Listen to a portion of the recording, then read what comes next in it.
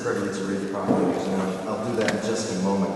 But first, I'd like to ask your indulgence. Dr. King said true peace is not merely the absence of tension, it's the presence of justice. As you consider that in particular, because one of our own, Steve Baggerly, is now doing 8 months for merely walking onto a facility with a sign that says "end nuclear weapons." So please give your thoughts out to them. And while we're sitting in this church, it may be very well likely that the state of Georgia will be executing an innocent man by the name of Troy Davis. Ask you to keep him in mind as well. So, and also let us pray for a day instead of just moving towards peace, we embrace a day where instead of just talking about peace, we teach it to our children. And a day instead of building tanks, bombers, and battleships, we're building schools, hospitals, and housing. And a day where instead of fighting over resources, we share them freely so none go without. And a day where the entire world enjoys peace, not just the strong or better armed. And a time when it's not just a day of peace, but rather it's a way of life. And I do believe this is possible. And don't look to your neighbor to make it happen.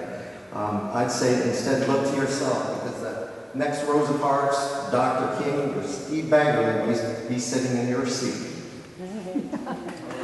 All right.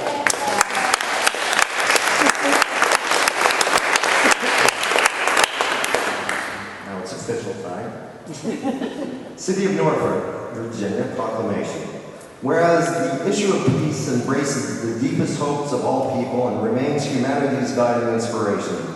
And whereas in 1981, the United Nations proclaimed the International Day of Peace be devoted to commemorating and strengthening the ideals of peace both within and among all nations and people. And whereas the United Nations expanded the observance of the International Day of Peace in 2001 to include the call for a day of global ceasefire and nonviolence, and invited all nations and people to honor a cessation of hostilities for the duration of the day. And whereas there is growing support within our city for an observance of the International Day of Peace, which affirms a vision of our world at peace and fosters cooperation between individuals, organizations, and nations. And whereas global crisis impels all citizens to work towards converting humanity's noblest aspirations for world peace into a practical reality for future generations.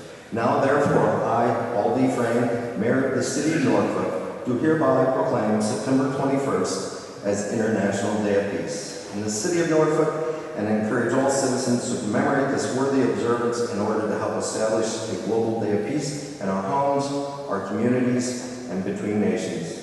Given under his hand, the first day of September 2001. Paul Frame, Mayor.